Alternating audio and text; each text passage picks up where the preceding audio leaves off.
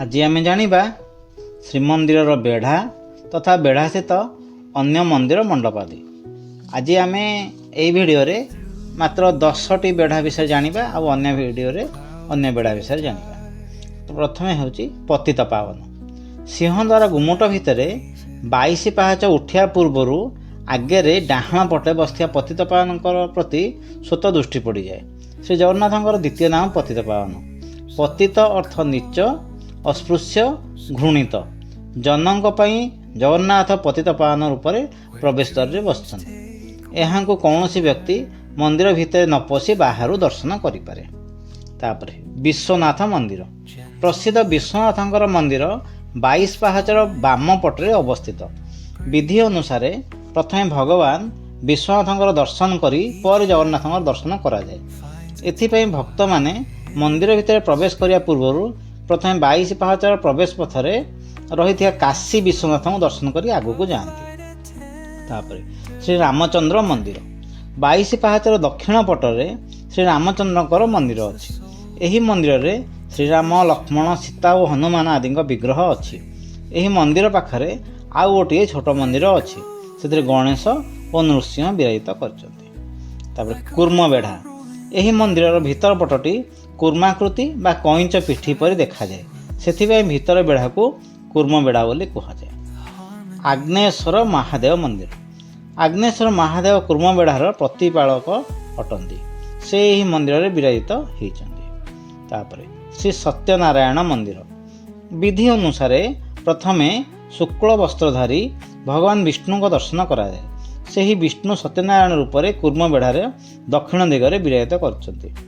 ଏଥିପାଇଁ ଭକ୍ତମାନେ ପ୍ରଥମେ ଶ୍ରୀ ସତ୍ୟନାରାୟଣଙ୍କର ଦର୍ଶନ ଓ ପୂଜା ଅର୍ଚ୍ଚନା କରନ୍ତି। କେହି କେହି ଏହାକୁ ସତ୍ୟପୀର ବୋଲି ମଧ୍ୟ କହନ୍ତି। ଶ୍ରୀ ସତ୍ୟନାରାୟଣଙ୍କ ବିଗ୍ରହ କଳା ମୁଗୁନି ପଥରରେ ନିର୍ମିତ ହୋଇଛି। ତାଙ୍କର ହାତରେ ଶଙ୍ଖ, ଚକ୍ର, ଗଦା, ପଦ୍ମ ଆୟୁଧ ଅଛି। ଏହି ସତ୍ୟନାରାୟଣଙ୍କର ମୂର୍ତ୍ତି ବହୁତ ସୁନ୍ଦର ଓ ଆକର୍ଷଣୀୟ ଅଟେ। ତାପରେ କଳ୍ପବଟ। ଶ୍ରୀମନ୍ଦିରର କୁର୍ମ ବେଢ଼ା ବା ଭିତର ବେଢ଼ାରେ ଗୋଟିଏ ବିଶାଳ ବର ଗଛ ଅଛି। ଏହାକୁ କଳ୍ପବଟ କୁହାଯାଏ। ପୁରାଣମାନଙ୍କରେ ବର୍ଣ୍ଣିତ ହୋଇଛି ଯେ କଳ୍ପ ଶେଷରେ ସମଗ୍ର ପୃଥିବୀ ଜଳରେ ବୁଡ଼ିଗଲେ ମଧ୍ୟ ଏହି ବୃକ୍ଷଟି ସେହିପରି ଠିଆ ହୋଇଥାଏ। ଏହି ବୃକ୍ଷ ଭକ୍ତମାନଙ୍କର ମନୋବାଞ୍ଛା ପୂରଣ କରେ। ଯାହା ମାଗିଲେ ସେ ଗଛ ପାଖରେ ତାହା ଆପଣଙ୍କର ସବୁ ଇଚ୍ଛା ନିଶ୍ଚିନ୍ତ ପୂରଣ ହେବ। କଳ୍ପ ଗଣେଶ ମନ୍ଦିର। କଳ୍ପ ଗଣେଶଙ୍କ ଅନ୍ୟ ନାମ ଚିନ୍ତାମଣି ଗଣେଶ। ବୈଦିକ ମତ ଅନୁସାରେ ଗଣେଶଙ୍କର ପୂଜା ସର୍ବଦେବଦେବୀଙ୍କ ଆଗରେ ବା ଆରମ୍ଭରେ କରାଯାଏ। ପୁରୀରେ ଶ୍ରୀ ଜଗନ୍ନାଥ ମନ୍ଦିରରେ ନିର୍ମାଣ ହେବା ପୂର୍ବରୁ ପ୍ରତିଷ୍ଠା ହେବା ପୂର୍ବରୁ ସର୍ବପ୍ରଥମେ ଏହି ଗଣେଶ ପୂଜା କରାଯାଉଥିଲା।